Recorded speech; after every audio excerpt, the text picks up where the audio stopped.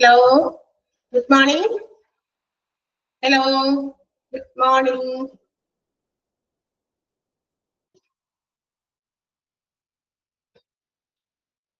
Morning, Sophia. I'm offering the ground. Yes. Morning, ma'am. Good morning, ma'am. Yes, good morning. Good morning, Miss. Good morning, good morning.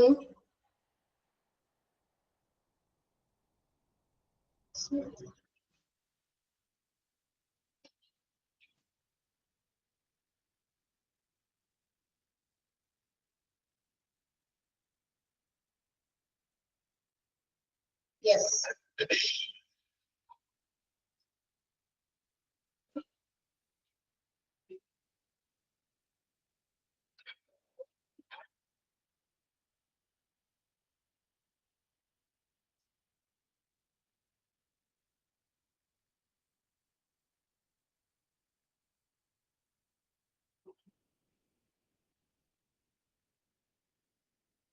അയച്ചു നോക്കിയോ പഠിച്ചതൊക്കെ കഴിഞ്ഞ ദിവസം?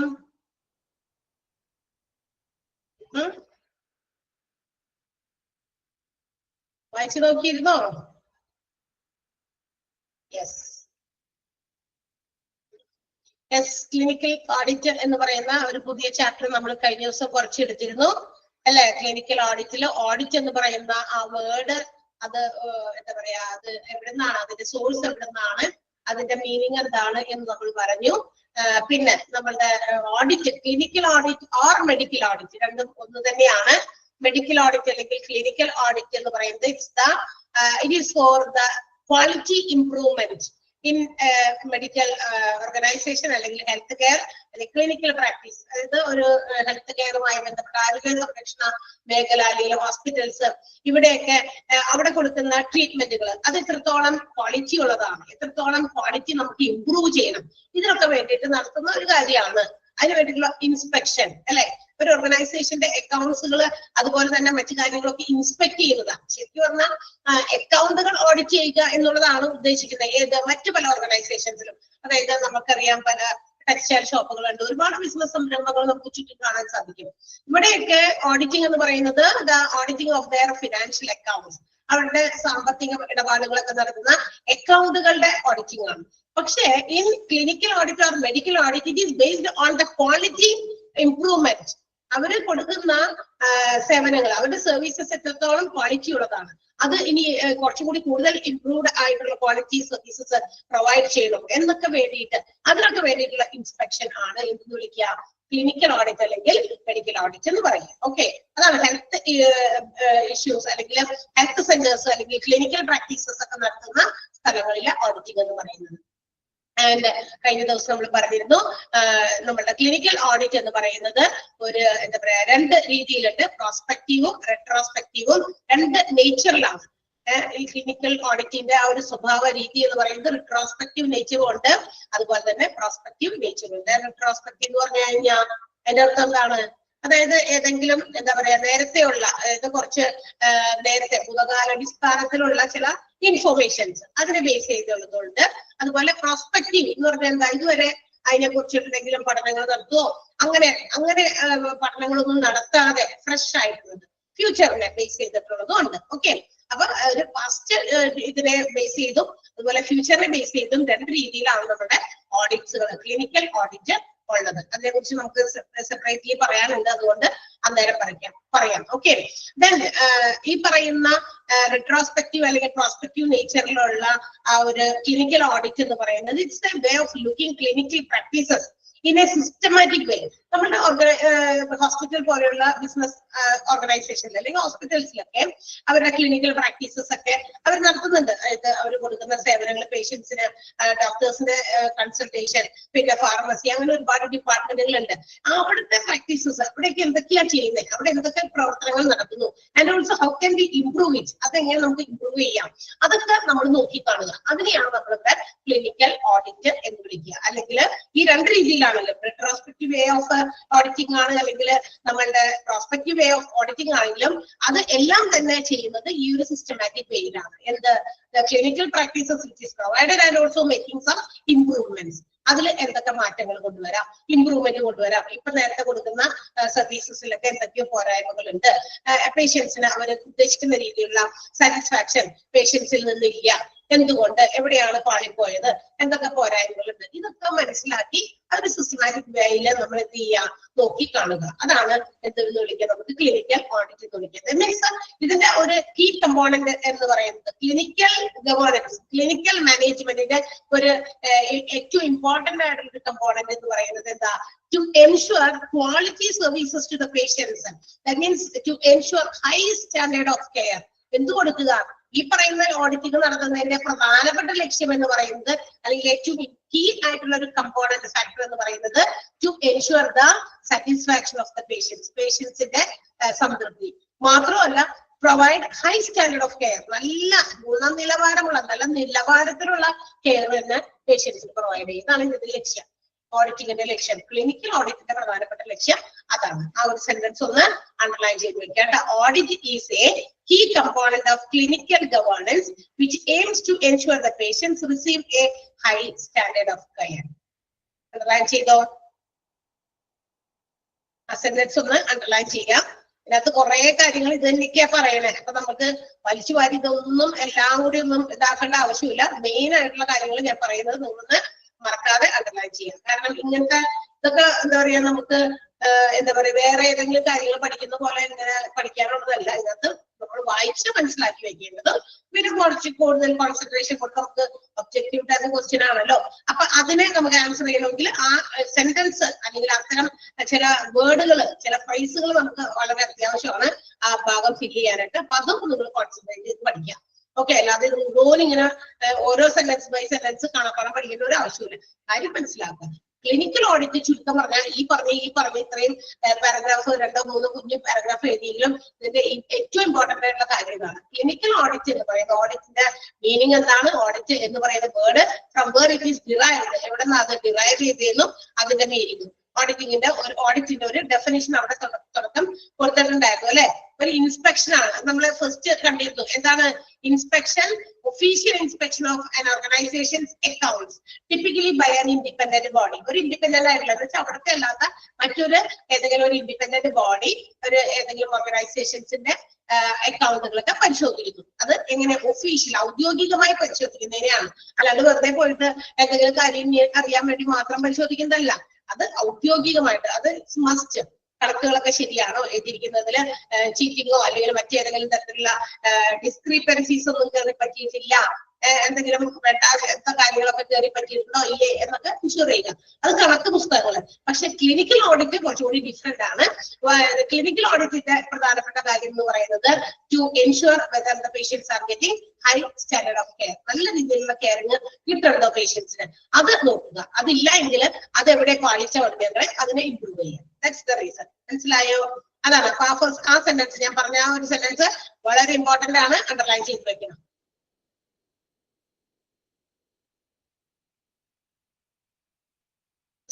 So clinical auditor is to measure the clinical outcome. അതായത് ആ clinical services അവർ provide ചെയ്യുന്ന സേവനങ്ങൾ, services, അതിന്റെ ഒരു റിസൾട്ട് ഉണ്ടല്ലോ, അത് എന്താണ്, അത് അളക്കുക. എത്രത്തോളം ഉണ്ട്. ഇപ്പൊ നമ്മള് ഒരു ഹോസ്പിറ്റൽ ഒന്ന് ആലോചിച്ച് നോക്കുക, ഒരു അസ്യൂം ചെയ്യുക, ഏതെങ്കിലും പർട്ടിക്കുലർ ഹോസ്പിറ്റൽ, അവിടുത്തെ അവര് എന്താ പറയാ വലിയ ഒരുപാട് ഡിപ്പാർട്ട്മെന്റുകൾ ഉണ്ട്, കുറച്ച് എന്താ പറയാ നല്ല സ്റ്റാൻഡേർഡ് ഉള്ള ഒരു ഹോസ്പിറ്റലാണ്. അവിടെ പേഷ്യൻസിന് അവരുടെ എന്താ പറയാ ഏത് ആവശ്യങ്ങളും കൃത്യമായിട്ട് നല്ല രീതിയിൽ നടപ്പിലാക്കി കൊടുക്കുന്നുണ്ട്. ഇതൊക്കെ എങ്ങനെ മനസ്സിലാക്കാൻ പറ്റുക? ഇതെങ്ങനെ മെഷർ ചെയ്യാൻ പറ്റും? Whether the patients are satisfied or not, how can we understand that? എങ്ങനെ നമുക്ക് മനസ്സിലാക്കാൻ പറ്റും പേഷ്യൻസ് സാറ്റിസ്ഫൈഡ് ആണോ അല്ലേന്ന്? എന്തെങ്കിലും മാർഗമുണ്ടോ?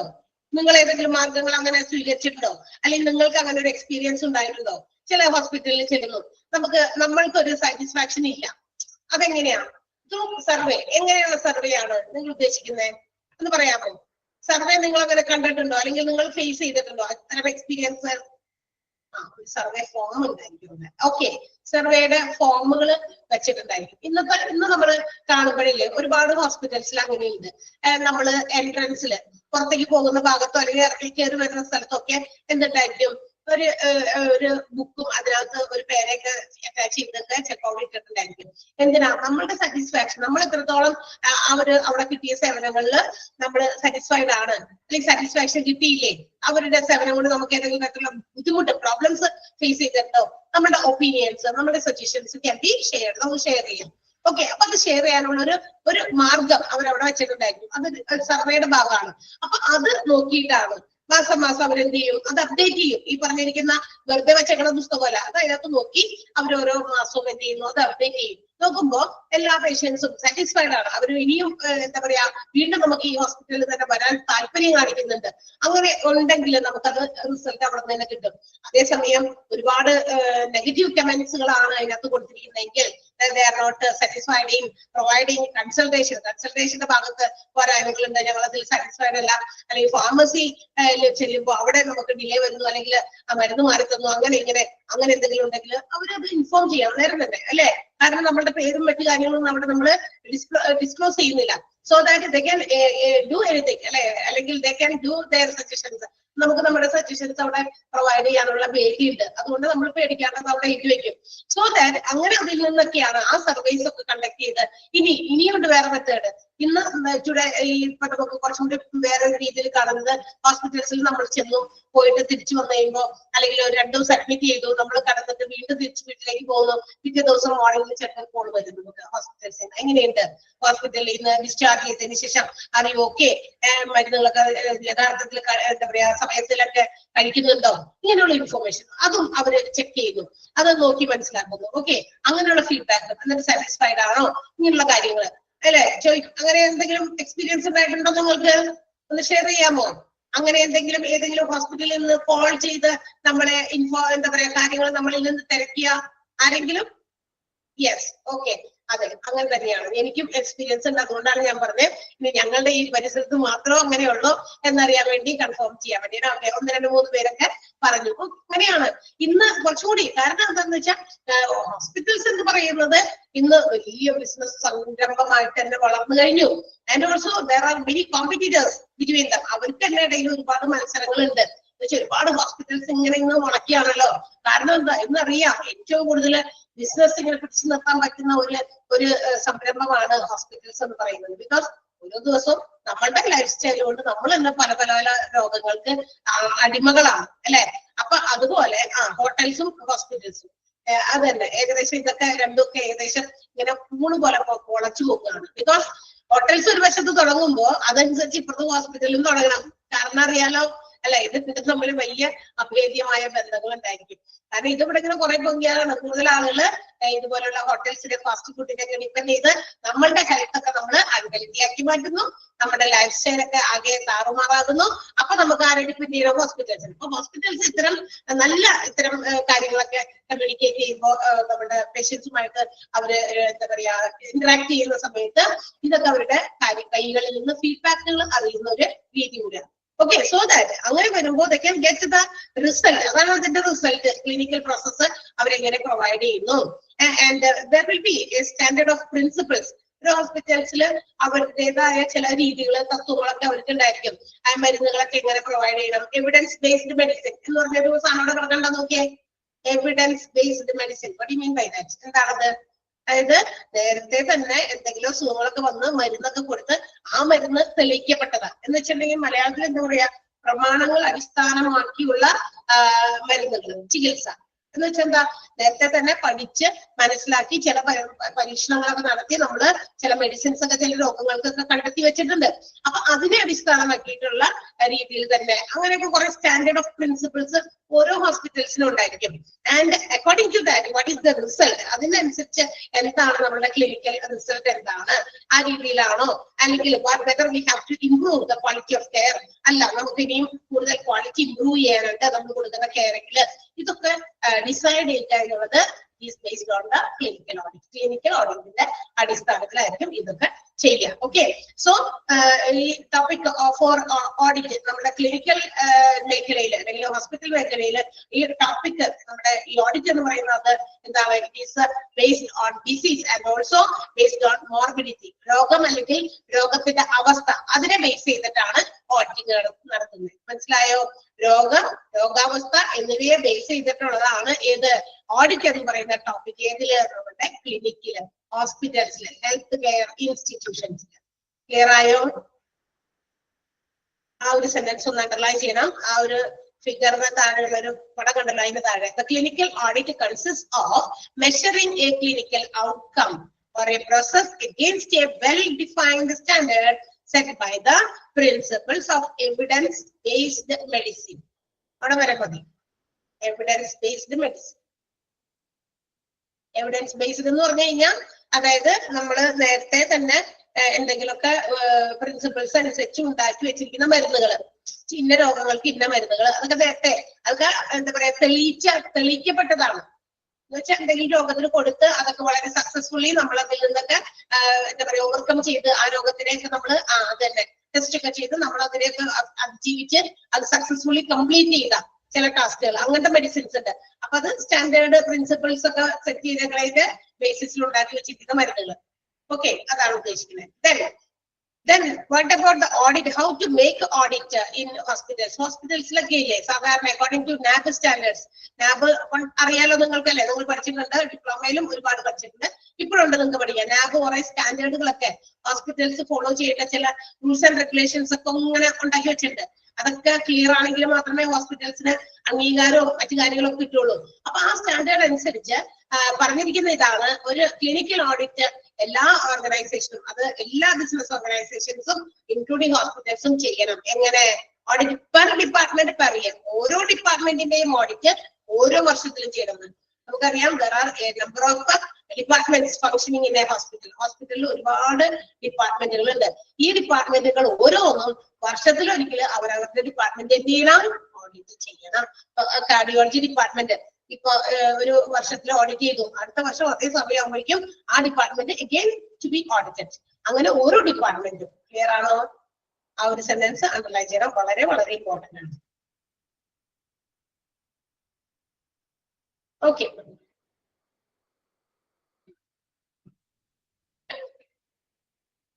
then what are the different types of audit?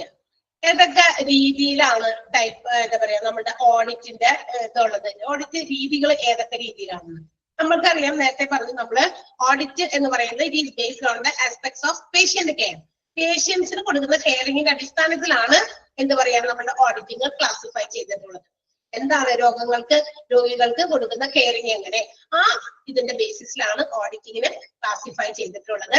ഇവിടെ നമുക്ക് എന്താ അറിയോ, ഒരു എക്സാമ്പിൾ സഹിതമാണ് ഓഡിറ്റിംഗ് എങ്ങനെ നടത്തണം, ഏതൊക്കെ രീതിയിൽ ചെയ്യണം എന്നുള്ളത് ഒരു എക്സാമ്പിൾ സഹിതമാണ് നമുക്ക് എക്സ്പ്ലെയിൻ ചെയ്യുന്നത്. ഈ എക്സാമ്പിൾ അതിനുവേണ്ടി എടുത്തിരിക്കുന്നത് regarding the using of smoking behaviours of patients.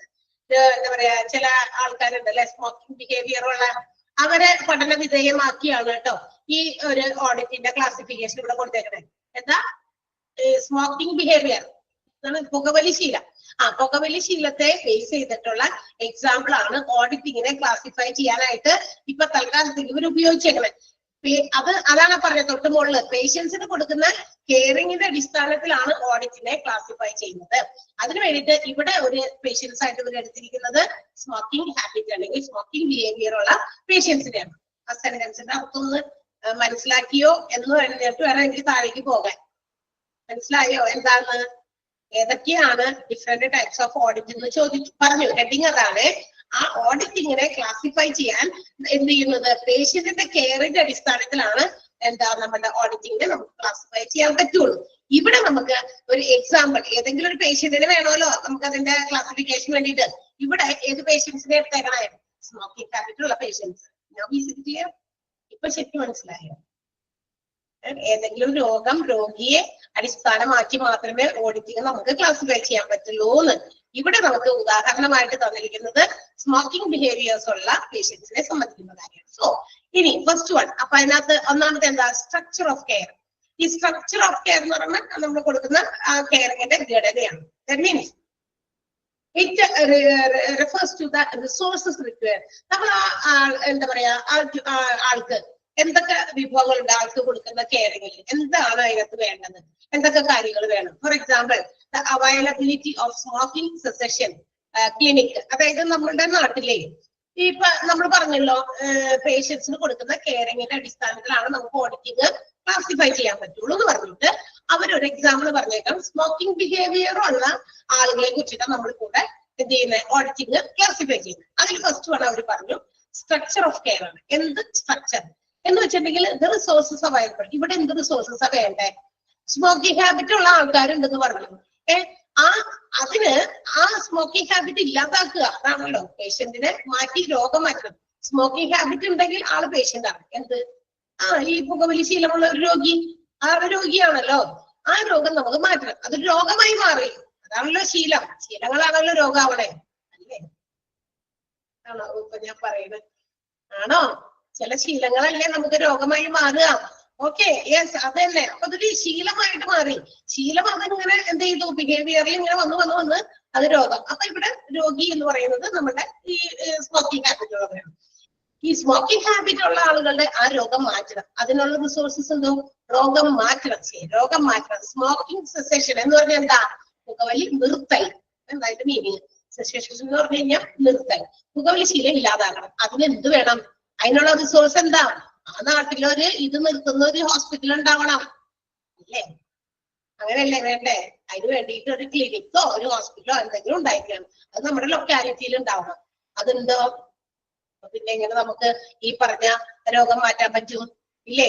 അപ്പൊ എളുപ്പം നടക്കോ? കുറച്ചധികം ദൂരെയൊക്കെ ഉള്ള സ്ഥലത്ത് കൊണ്ടുപോയി ആളുടെ പുകവലി ശീലം മാറ്റണം എന്നുള്ളതൊക്കെ ചിലപ്പോ റിസ്ക് കൂടുതലാണ്. അപ്പൊ ഏത് സ്ട്രക്ചർ ഓഫ് കെയർ എന്ന് പറയുന്നത് ഓഡിറ്റിങ്ങിനകത്ത്, ഓഡിറ്റിങ്ങിന്റെ ക്ലാസിഫിക്കേഷനിൽ ഫസ്റ്റ് വൺ എന്ന് പറയുന്നത് സ്ട്രക്ചർ ഓഫ് കെയർ ആണ്. ആ കൊടുക്കാനുള്ള റിസോഴ്സസ് അവിടെ അവൈലബിൾ ആണോ? ആ പേഷ്യന്റിന്റെ ആ രോഗം മാറ്റാനുള്ള വിഭവങ്ങൾ അവിടെ ഉണ്ടോ? ആ പേഷ്യന്റിന്റെ രോഗം മാറ്റാനുള്ള ഏറ്റവും ആദ്യത്തെ വിഭവം എന്ന് പറയുന്നത് അവിടെ ആ ലൊക്കാലിറ്റിയിൽ ഒരു ക്ലിനിക്ക് ഷുഡ് ആ ഒരു ക്ലിനിക്ക് ഉണ്ട്. അതാണ് ഒന്നാമത്തെ കാര്യം. ഓക്കെ, അതാണ് ഒന്നാമത്തെ. അപ്പൊ അതിന് കെയറിങ് കൊടുത്താലേ ആളുടെ രോഗം, അങ്ങനെയുള്ള ആൾക്കാർ ആ നാട്ടിലുണ്ടെങ്കിൽ അവരുടെയൊക്കെ രോഗം മാറ്റാൻ പറ്റുള്ളൂ. അപ്പൊ അത്തരം ആളുകളെ മൊത്തം നമുക്ക് രോഗം മാറ്റിയെടുക്കാം. എങ്ങനെയാണെങ്കിൽ if such a clinic is available in that particular locality. ആ ലൊക്കാലിറ്റിയിൽ അങ്ങനെ ഒരു ക്ലിനിക്ക് ഉണ്ടെങ്കിൽ മാത്രമേ ആ രോഗികളുടെ രോഗം മാറ്റാൻ പറ്റുള്ളൂ. ഓക്കെ, അപ്പൊ അതിന്റെ അടിസ്ഥാനത്തിൽ അപ്പൊ അങ്ങനെയാണെങ്കിൽ നമ്മൾ ക്വാളിറ്റി കെയർ കൊടുക്കുന്നു, ഓഡിറ്റിംഗ് നടത്തി. അപ്പൊ അതുണ്ടോ? ഇല്ല. അപ്പൊ ഇല്ലെങ്കിൽ എന്ത് ചെയ്യണം? അങ്ങനെ ഒന്നും ഉണ്ടാക്കണം. Okay, first one. Okay, the second one is process of care ആണ്. ഇനി എന്താ? രണ്ടാമത്തേത് ആ കെയറിങ്ങിന്റെ പ്രോസസ് ആണ്. ഇനി ഇറ്റ് മീൻസ്, അതെന്താ? അതിന്റെ അർത്ഥം എന്താ? It means the actions or decisions taken by the practitioners. അതായത് ആ രോഗങ്ങൾ മാറ്റാൻ നമ്മൾ പഠിച്ചുകൊണ്ടിരിക്കുന്ന ഉദാഹരണം മാറിയിട്ടില്ല കേട്ടോ, അവര് തന്നെ ആ സ്മോക്കിംഗ് ബിഹേവിയേഴ്സ്. ഇനി അപ്പൊ ആദ്യത്തെ ഒന്നാമത്തെ ക്ലാസിഫിക്കേഷനിൽ ഓഡിറ്റിംഗ് നമ്മൾ നോക്കി കഴിഞ്ഞപ്പോ ആ ലൊക്കാലിറ്റിയിൽ അങ്ങനെ ഒരു ക്ലിനിക്ക് ഉണ്ടോ ഇല്ലേ? ഉണ്ടെങ്കിൽ കുഴപ്പമില്ല, അവരെല്ലാവരും കൂടി അങ്ങോട്ട് കൊണ്ടുപോകാം. അതല്ല, ഇല്ലെങ്കിൽ അത് വേണ്ടില്ല. അപ്പൊ ഇതൊക്കെ ഓഡിറ്റിംഗ് ആണ്. അപ്പൊ അത് വിലയിരുത്തലാണ്. ഓക്കെ, രണ്ടാമത്തേല് നമ്മളത് കണ്ടെത്തി. ഓക്കെ, ദെൻ അങ്ങനെ ഒരു ഹോസ്പിറ്റൽ അല്ലെങ്കിൽ ഒരു ക്ലിനിക്ക് അവിടെ ഇല്ല. ദെൻ ആ ഒരു ക്ലിനിക്കിലെ അല്ലെങ്കിൽ ഹോസ്പിറ്റൽസിലെ പ്രാക്ടീഷണേഴ്സ് എന്ന് പറഞ്ഞാൽ ഡോക്ടേഴ്സ്, അവര് എന്ത് ചെയ്യുന്നു? അവരുടെ പല ഈ രോഗികളെയൊക്കെ നോക്കിയിട്ട് അവര് അതിനനുസരിച്ചുള്ള ആക്ഷൻസ്, ഡിസിഷൻസ് എടുക്കുന്നു. അതാണ് പ്രോസസ് ഓഫ് കെയർ. അത് പ്രോസസ്സാണ്. അവരെ കെയർ ചെയ്യുന്നു. അങ്ങനെയുള്ള ആ പുകവലി ശീലമുള്ള ആൾക്കാരെയൊക്കെ നോക്കുന്നു. അവര് അതിനു വേണ്ടിയിട്ട് അവര് അപ്പോയിന്റ്മെന്റ് എടുപ്പിക്കുന്നു. അവരെ കൊണ്ട് അപ്പോയിന്റ്മെന്റ് എടുത്താൽ മാത്രം പോരാ, കുറച്ചു നേരം വേഗം ഒന്നും നോക്കി പോകാൻ പറ്റില്ല, ചിലപ്പോൾ വെയിറ്റ് ചെയ്യേണ്ടി വരും. ഓക്കെ, അപ്പൊ ആ ക്ലിനിക്കിന്റെ മുമ്പിൽ ആ പുകവലി നിർത്താനുള്ള ആൾക്കാർ എത്ര നേരം വെയിറ്റ് ചെയ്യുന്നു, ഇങ്ങനെയൊക്കെ നോക്കി, അതൊക്കെയാണ് പ്രോസസ് ഓഫ് കെയറിനകത്ത് വരിക. ഓക്കെ, അപ്പൊ രണ്ടാമത്തെ ആ ഒരു പ്രോസസ്. അപ്പൊ എത്ര നേരം വെയിറ്റ് ചെയ്യുന്നുണ്ട്? അധികം നേരം വെയിറ്റ് ചെയ്യിപ്പിക്കുന്നുണ്ടോ? അധികം നേരം വെയിറ്റ് ചെയ്യിപ്പിച്ചാൽ നമ്മുടെ പേഷ്യൻസിന് ഇഷ്ടാവില്ല, അല്ലെ? ഒരു ഹോസ്പിറ്റലിൽ നിന്ന് ഒരുപാട് സമയമുണ്ട്, ഇനി ഒരുപാട് താമസം ഉണ്ട് എന്നൊക്കെ പറഞ്ഞാൽ നമുക്ക് ഇഷ്ടമാണോ? ചില സ്ഥലങ്ങളിലും ഇച്ചിരി താമസിച്ചാലും കുഴപ്പമില്ല, ഞങ്ങൾ വെയിറ്റ് ചെയ്യാം, അങ്ങനെയുണ്ട്. അതേസമയം ഹോസ്പിറ്റലിൽ പോലെയുള്ള സ്ഥലത്ത് നമുക്ക് അധികം നേരം വെയിറ്റ് ചെയ്യാൻ ഇഷ്ടമുണ്ടോ? നിങ്ങൾക്ക് ഇഷ്ടമുണ്ടോ? ഇല്ല, അല്ലെ? കാരണം നമുക്ക് എത്രയും പെട്ടെന്ന് വേഗം പോയിട്ട് വേഗം തിരിച്ചു വരണം എന്നുള്ള ഒരു സ്ഥലമാണ് ഹോസ്പിറ്റൽ. മറ്റെവിടെയും പോകുന്നത് പോലെയല്ല, അല്ലെ? അപ്പൊ അങ്ങനെ വെയിറ്റിംഗ് ടൈം അങ്ങനെയുള്ളതൊക്കെ നമുക്ക് എന്ത് ചെയ്യാം? അത് ഓഡിറ്റിംഗിൽ പഠിക്കണം. ഓക്കെ, ഇത്രയും സമയം വെയിറ്റ് ചെയ്തു, കുറച്ചും കൂടി നമുക്ക് അവര് സമയം കുറച്ച് നമുക്ക് വെയിറ്റ് ചെയ്യിപ്പിക്കുന്ന രീതിയിലേക്ക് ആക്കിയാലോ? അപ്പൊ നമ്മൾ ആ പ്രോസസ്സിംഗിൽ എങ്ങനെ മാറ്റം വരുത്തണം? ഇതൊക്കെ തന്നെ ഓഡിറ്റിംഗ്. മനസ്സിലായ? എന്താ പറയാ, എക്സാമ്പിള് ഇങ്ങനെ എന്താ പറയാ ലിങ്ക് ചെയ്ത് നമ്മൾ പഠിക്കണം.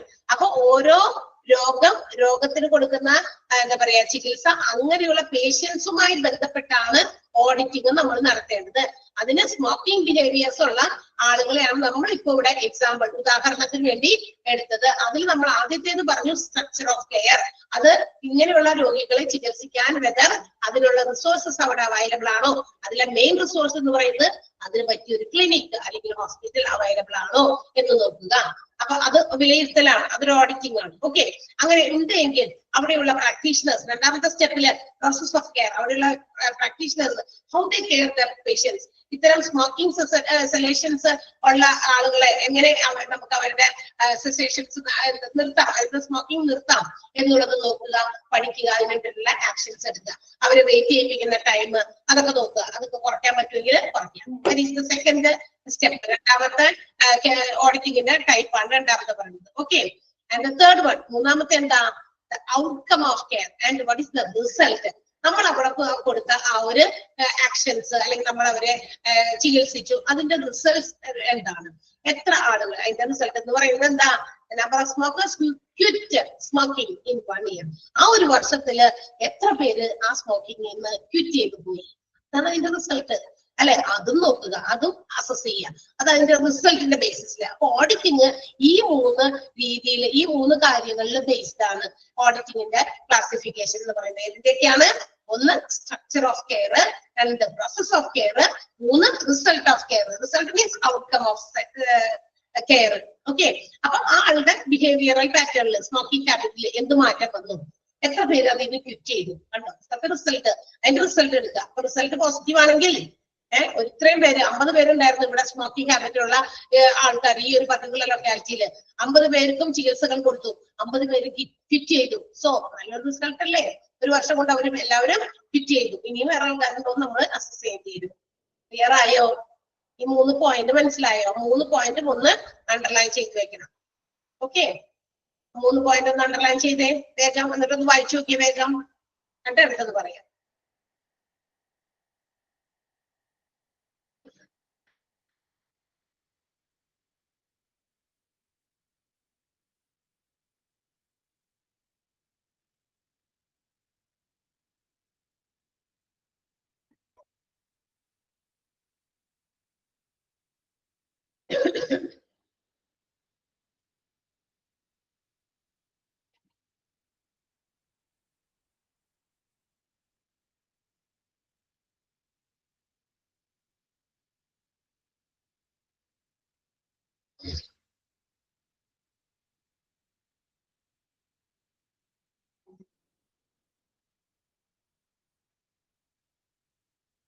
പറഞ്ഞോട്ടെ അടുത്തത്.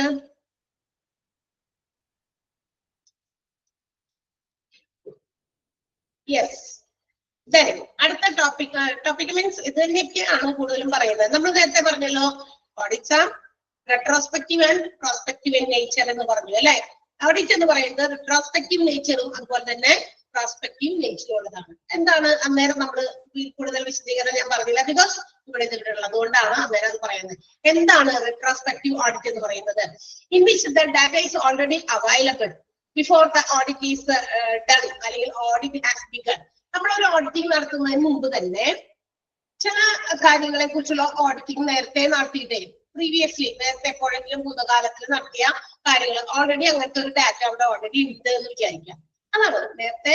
ഇപ്പൊ ചിലപ്പോ ഏതെങ്കിലും ഒരു പർട്ടിക്കുലർ കാര്യം, ഇപ്പൊ നമ്മൾ പറഞ്ഞില്ലേ, ഇപ്പൊ ഈ ഒരു സ്മോക്കിംഗ് ഹാബിറ്റ് തന്നെ ഞാൻ പറയുക ഉദാഹരണമായിട്ട് എടുക്കാം. അപ്പൊ അതിനെ കുറിച്ച് ഇപ്പൊ എത്ര പേര് നിർത്തി, അങ്ങനെയുള്ള കാര്യങ്ങളെ കുറിച്ച് നമുക്കൊരു കൺക്ലൂഷനിലേക്ക് എത്തണം. അതിനെ കുറിച്ചൊരു ഓഡിറ്റിംഗ് നടത്തണം എന്ന് വിചാരിക്കും.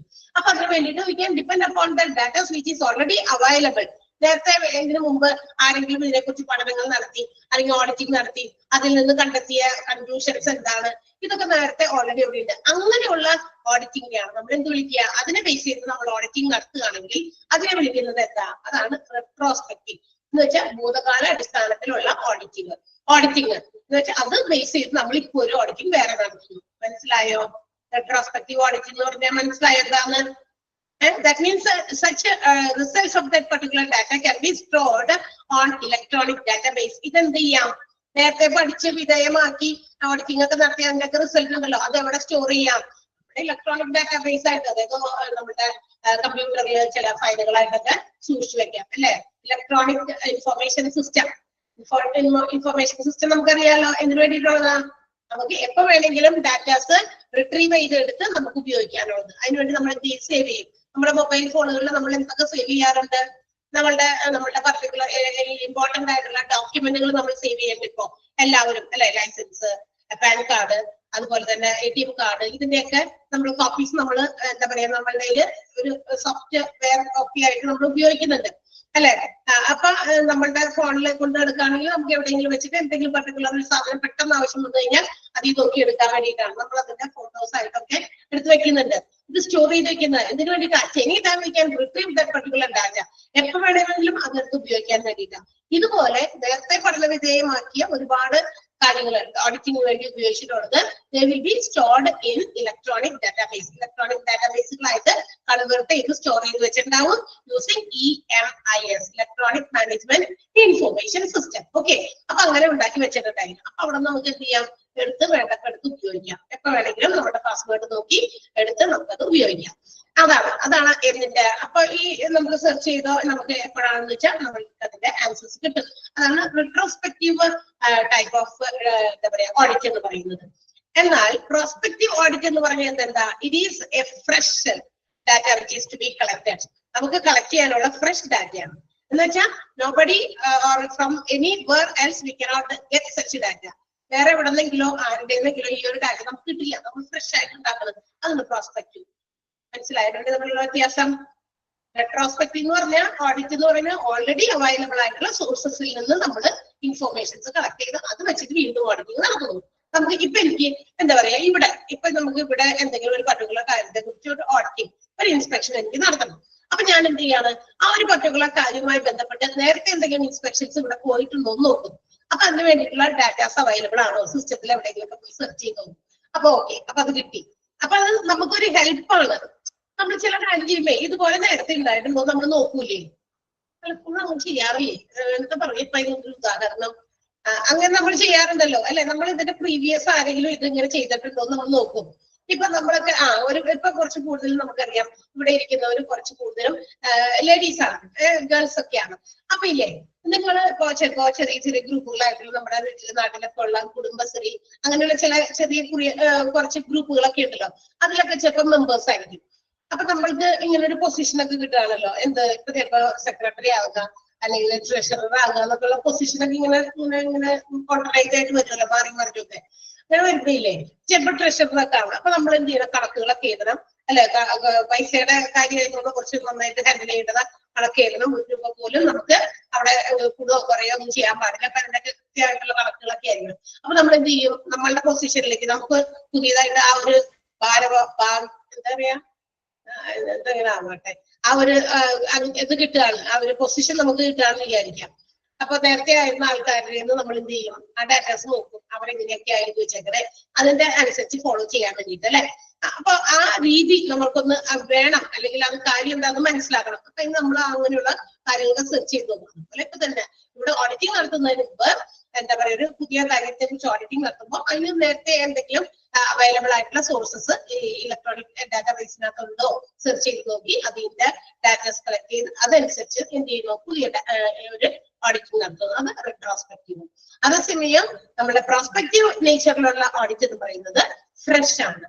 That means anybody or from any other source we cannot get such data. മറ്റെവിടെയെങ്കിലും സേവ് ചെയ്ത് വെച്ചേക്കുന്ന ഡാറ്റ ഒന്നും അതിന് അവൈലബിൾ അല്ല. തുടക്കം ആദ്യമായിട്ട് നമ്മൾ ഇതിനു വേണ്ടി ഓഡിറ്റിംഗ് നടത്തുന്നത്. അതിനെയാണ് നമ്മൾ പ്രോസ്പെക്റ്റീവ് ഓഡിറ്റിംഗ് എന്ന് പറയുന്നത്. That means it is no more available from anywhere. എവിടെ നിന്നും അങ്ങനത്തെ ഡാറ്റാസ് അവൈലബിൾ അല്ല. അതുകൊണ്ടാണ് ഓട്ടെ. അപ്പൊ അങ്ങനെയുള്ളതിനെയാണ്. അപ്പൊ ലുക്കിംഗ് പേഷ്യൻസ്. പക്ഷെ അപ്പൊ നമുക്ക് എങ്ങനെ നമുക്ക് ഓഡിറ്റിംഗ് നടത്താൻ പറ്റും? ഇപ്പൊ നേരത്തെ ഒന്നും ആരും ചെയ്തിട്ടില്ല. അപ്പൊ നമ്മൾ എന്ത് ചെയ്യും, according to the patients notes, പേഷ്യൻസിനെ കുറിച്ചിട്ടുള്ള കുറിപ്പുകളൊക്കെ ഉണ്ടാക്കി വെച്ചിട്ടുണ്ടാവുമല്ലോ. നഴ്സസിന്റെ കുറിപ്പുകളായിരിക്കും, ഡോക്ടേഴ്സിന്റെ ആയിരിക്കും, അങ്ങനത്തെ notes. And also according to our own database, നമ്മൾ തന്നെ കളക്ട് ചെയ്ത കുറെ ഡാറ്റയിൽ നിന്ന്. അതാണ് അങ്ങനെയാണ് അതിന്റെ എന്ത് ചെയ്യാം ഓഡിറ്റിംഗ് നടത്തുക. പ്രോസ്പെക്റ്റീവ് നേച്ചറിലുള്ള ഓഡിറ്റിംഗ് അങ്ങനെയാണ് നടത്തുക. സോ അങ്ങനെ നടത്തുമ്പോൾ നമുക്കറിയാം പ്രോസ്പെക്റ്റീവ് നേച്ചറിലുള്ള data collection may be time consuming, കുറച്ച് സമയം എടുത്ത് ചെയ്യേണ്ടതാണ് പ്രോസ്പെക്റ്റീവ്. മറ്റേതെന്താ, റെട്രോസ്പെക്റ്റീവിന് അധികം സമയം പോകില്ല. കാരണം റെട്രോസ്പെക്റ്റീവ് നേച്ചറിലുള്ള ഓഡിറ്റിങ്ങിന് it is not time consuming, അധികം സമയം എടുക്കേണ്ടി വരില്ല. What is the reason? എന്തെങ്കിലും കാരണം ഉണ്ടായില്ലേ? പ്രോസ്പെക്റ്റീവ് നേച്ചറിലുള്ളത് കുറച്ച് ടൈം കൺസ്യൂമിങ് ആണ് എന്ന് പറയുന്നു. എന്താ കാരണം?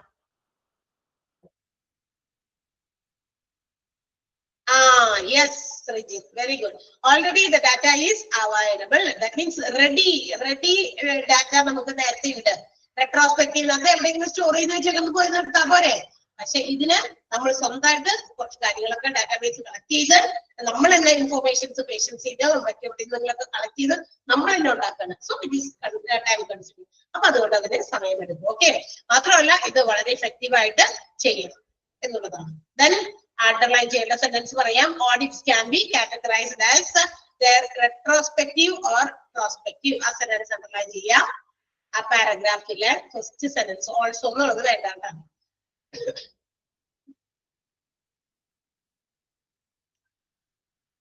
അടുത്ത സെന്റൻസ് അണ്ടർലൈൻ ചെയ്യണം. റെട്രോസ്പെക്റ്റീവ് ഓഡിറ്റ് എന്ന് പറയുന്നത് എന്താന്ന് പറഞ്ഞിട്ടുണ്ടല്ലോ. One, where the data is already available before the audit process has begun. അവിടെ വരെ has begun.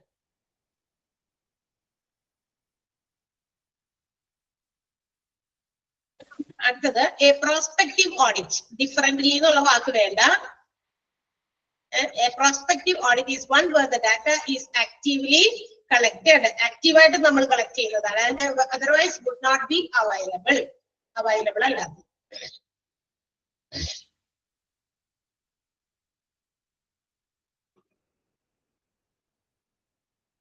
ഇനി അതിന്റെ കൂടെ തന്നെ വേറൊരു സെന്റൻസ് കൂടി അണ്ടർലൈൻ ചെയ്യാനുണ്ട്. പക്ഷെ സെന്റൻസിൽ നമ്മൾ അത് ചേർത്ത് വായിക്കണം. While this data collection method can be time consuming, it is effective if done well. വളരെ നന്നായി ചെയ്യുകയാണെങ്കിൽ ഈ പറയുന്ന ഏത് മെത്തേഡ് ആയിരിക്കും? റെട്രോസ്പെക്റ്റീവ് ആണോ പ്രോസ്പെക്റ്റീവ് ആണോ? പ്രോസ്പെക്റ്റീവ് മെത്തേഡ് എന്ന് പറയുന്നത് ടൈം കൺസ്യൂമിങ് ആണ്. പക്ഷെ എങ്കിലും വളരെയധികം ഫലവത്തായത് ഈ രണ്ടാമത്തെ മെത്തേഡാണ്. ആദ്യത്തെ മെത്തേഡ് അല്ല. ആദ്യത്തേത് ഓൾറെഡി ഓൾഡ് അല്ലേ, ആരെങ്കിലൊക്കെ ഉണ്ടാക്കി വെച്ചേക്കുന്നതല്ലേ. അപ്പൊ അതിനേക്കാൾ നല്ലത് നമ്മൾ സ്വന്തമായിട്ട് ആ അപ്ഡേറ്റ് ചെയ്ത് അതേ സമയം എന്താ പറയാ ആക്റ്റീവായിട്ട് നമ്മൾ ചെയ്തത് കളക്ട് ചെയ്യുന്ന ഡാറ്റാസ് തന്നെയാണ്. അപ്പൊ അതുകൊണ്ട് ആ പ്രസന്റ് സിറ്റുവേഷനിലുള്ള രീതിയിലായിരിക്കും നമുക്ക് അതിന്റെ ഇൻഫോർമേഷൻസ് കിട്ടുക. അപ്പൊ അതായിരിക്കും ഏറ്റവും കൂടുതൽ നല്ലത് എന്നാണ് പറയുന്നത്. അപ്പൊ വൈ ദിസ് ഡാറ്റ കളക്ഷൻ എന്നുള്ളത് അത് ഏത് ഡാറ്റ കളക്ഷനാ? പ്രോസ്പെക്റ്റീവ് ഡാറ്റ കളക്ഷൻ എന്ന് ചേർത്ത് വായിക്കണം. ദിസ് മാറ്റി അവിടെ പ്രോസ്പെക്റ്റീവ് ചേർത്തിട്ട് വേണം ബാക്കി സെന്റൻസിന്റെ ഭാഗം നമ്മൾ കംപ്ലീറ്റ് ചെയ്ത് പഠിക്കാൻ. വൈ എന്ന് പറയുന്ന വാക്ക് വേണ്ട.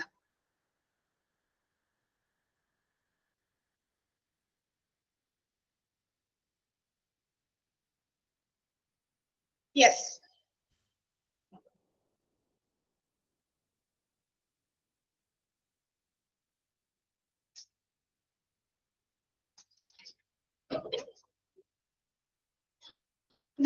അടുത്ത നമുക്ക് പഠിക്കാനുള്ളത് principles of the clinical audit. Clinical ഓഡിറ്റിന്റെ പ്രിൻസിപ്പിൾസ് ആണ്. ക്ലിനിക്കൽ ഓഡിറ്റിന്റെ പ്രിൻസിപ്പിൾസ് പഠിക്കുമ്പോൾ നമുക്ക് അതിനകത്ത് വന്നിരിക്കുന്ന സ്റ്റെപ്പുകൾ അല്ലെങ്കിൽ പ്രിൻസിപ്പിൾസ് എന്തൊക്കെയാണെന്ന് നോക്കാം. ഒന്നാമത്തേത് പ്രിപ്പയറിംഗ് ഫോർ ദ ഓഡിറ്റ്. ഓഡിറ്റിന് വേണ്ടി തയ്യാറെടുക്കുക. ആൻഡ് രണ്ടാമത്തേത് selection of indicators, criteria, standards and definition of intervention strategies. പിന്നെ വരുന്നത് ഡാറ്റ കളക്ഷൻ. ഇതൊക്കെ ഇതിന്റെ പ്രിൻസിപ്പിൾസിൽ വരുന്നതാണ്. Step 4, comparison of collected data with the standards and development of corrective actions. And last one, check and maintenance of improvements. ഇതൊക്കെ ഇത്രയും പോയിന്റുകളായിട്ടാണ് നമ്മളുടെ steps വന്നിരിക്കുന്നത്. Data collection ഓഡിറ്റിങ്ങിന്റെ പ്രധാനപ്പെട്ട പ്രിൻസിപ്പിൾസ് അതിങ്ങനെ സ്റ്റെപ്സിൽ ഓരോ സ്റ്റെപ്പ് ബൈ സ്റ്റെപ്പ് ആയിട്ട് എഴുതിയിരിക്കുകയാണ്. ഫസ്റ്റ് വൺ എന്താണ്? Preparing for the audit. ഓഡിറ്റിന് വേണ്ടി തയ്യാറെടുക്കലാണ്. So it is the essential step അല്ലെ. ഒരു ഓഡിറ്റ് പ്രോജക്റ്റിന് വേണ്ടി എഴുതുന്ന ഏറ്റവും ഇമ്പോർട്ടന്റ് ആയിട്ടുള്ള ഒരു സ്റ്റെപ്പാണ് പ്രിപ്പയർ ഫോർ ദ ഓഡിറ്റ്. ഓഡിറ്റിന് വേണ്ടി നമ്മൾ തയ്യാറെടുക്കുക. ആ തയ്യാറെടുപ്പാണ് എന്തിലേക്ക് നയിക്കുന്നത്? ഓഡിറ്റിങ്ങിന്റെ വിജയത്തിലേക്ക് നയിക്കുക. ഓക്കെ, സോ അത് ഇനീഷ്യൽ സ്റ്റെപ്പാണ്. അതാണ് ആദ്യം എടുക്കേണ്ടത്. അപ്പൊ അതിന് വേണ്ടിയിട്ട് ഓൾ ദ എസെൻഷ്യൽസ്, അതായത് നമ്മുടെ ഓഡിറ്റിന് വേണ്ടിയിട്ടുള്ള എല്ലാ കാര്യങ്ങളും നമ്മൾ അതിന് മുമ്പ് തീരുമാനിക്കണം. എന്താണ്? Designing of the particular audit. ആ ഓഡിറ്റ് എന്തിനു വേണ്ടിയിട്ടുള്ള അതിനൊരു ഡിസൈൻ. എന്തിനാണ് നമ്മൾ ഈ ഓഡിറ്റിംഗ് നടത്തുന്നത്? എന്തിനു വേണ്ടിയിട്ടാണ്? അതിനൊരു ഡിസൈൻ ചെയ്യുക. Choosing the topic. ആ ഓഡിറ്റിന് വേണ്ടിയിട്ടുള്ള ടോപ്പിക് കളക്ട് ചെയ്യുക അല്ലെങ്കിൽ ചൂസ് ചെയ്യുക. അതിന്റെ പർപ്പസ് ക്ലിയർ ആയിട്ട് നമ്മൾ ഡിഫൈൻ ചെയ്യുക. എന്തിനു വേണ്ടിയിട്ടാണ്, അതിന്റെ ലക്ഷ്യം എന്താണെന്ന് കൃത്യമായിട്ട് അത് നമ്മൾ മനസ്സിലാക്കുക. ആൻഡ് ഓൾസോ ഓഡിറ്റ് സ്റ്റാഫുകൾ അല്ലെങ്കിൽ എന്തൊക്കെ റിസോഴ്സസ് എന്തൊക്കെ വേണം, ആരൊക്കെ വേണം ഓഡിറ്റില്, അതിനകത്ത് വേണ്ട സ്റ്റാഫുകൾ, ഓഡിറ്റ് സ്റ്റാഫ് ആരാണ്, ഇതൊക്കെ മനസ്സിലാക്കുക. ഇതാണ് ഒന്നാമത്തെ സ്റ്റെപ്പിൽ ചെയ്യേണ്ടത്. Preparing for the audit. Audit prepare ചെയ്യുന്നതിന് മുമ്പ് നമ്മളൊക്കെ എന്ത് ചെയ്യണം, എസെൻഷ്യൽ ആയിട്ടുള്ള ചില കമ്പോണൻസ് ഒക്കെ നമ്മൾ ഡിഫൈൻ ചെയ്യണം. വാല്യുബിൾ ആയിട്ടുള്ള ക്ലിനിക്കൽ അതിന്റെ എന്താ പറയാ ടോപ്പിക്, ഓഡിറ്റിങ്ങിന്റെ ടോപ്പിക് അതിന്റെ ഡിഫൈൻ ചെയ്യേണ്ടത് ക്ലിയർ ആയിട്ട്, അതിന്റെ പർപ്പസുകൾ ഡിഫൈൻ ചെയ്യണം, അതിന്റെ ലക്ഷ്യം നമ്മൾ ക്ലിയർ ആയിട്ട് ഡിഫൈൻ ചെയ്യണം. Providing the necessary organisation in terms of audit staff and resources. ആവശ്യം വേണ്ട ഓഡിറ്റ് സ്റ്റാഫും ഓഡിറ്റിന് വേണ്ടിയിട്ടുള്ള റിസോഴ്സസും അവൈലബിൾ ആണോ, അതൊക്കെ ഉണ്ടോ എന്നുള്ളതൊക്കെ നോക്കുക. ഇതാണ് പ്രിപ്പറേഷൻ, ഓഡിറ്റിന് വേണ്ടിയുള്ള പ്രിപ്പറേഷനിൽ വരുന്നത് ഇതാണ്. ഓക്കെ, ഒന്ന് വായിച്ചു നോക്കാമോ? ഫസ്റ്റ് സെന്റൻസ് അണ്ടർലൈൻ ചെയ്യണം, സെക്കൻഡ് സെന്റൻസും അണ്ടർലൈൻ ചെയ്യണം.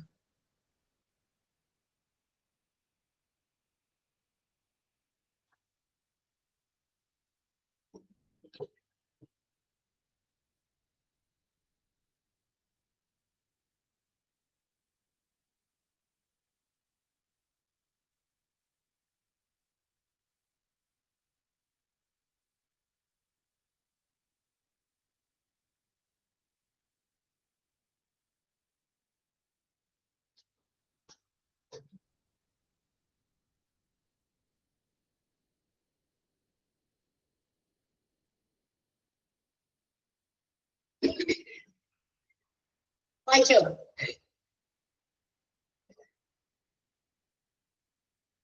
Yes. So it is the first or initial step in auditing. Auditing and topic തയ്യാറാക്കുക, എന്താണെന്ന് വെച്ചാൽ അത് സെലക്ട് ചെയ്യുക, ഡിറ്റർമിൻ ചെയ്യുക, ടോപ്പിക് എന്തിനു വേണ്ടിയിട്ടുള്ളതാണ് ഓഡിറ്റ് എന്നുള്ളതൊക്കെയാണ് ഇനീഷ്യൽ സ്റ്റെപ്പിൽ അല്ലെങ്കിൽ ഇനീഷ്യൽ സ്റ്റേജിൽ നമ്മൾ എടുക്കേണ്ടത്. അപ്പൊ ക്ലിനിക്കൽ പ്രാക്ടീസിൽ നമ്മൾ ഏത് വിഭാഗം, എന്ത് കാര്യത്തെ കുറിച്ച് നമ്മൾ എന്താ പറയാ ഓഡിറ്റിംഗ് നടത്തണം, അല്ലെങ്കിൽ എന്ത് കെയറിങ്ങിനെ സംബന്ധിക്കുന്ന കാര്യമാണോ, അല്ലെങ്കിൽ അതിന്റെ റിസൾട്ട് ആണോ, ഓൾ ദീസ് തിങ്സ് ഇതെല്ലാം അതിനകത്ത് ഉൾപ്പെടുത്തണം. എന്തിനു വേണ്ടിയിട്ടുള്ള കെയറിംഗ് ആണ്.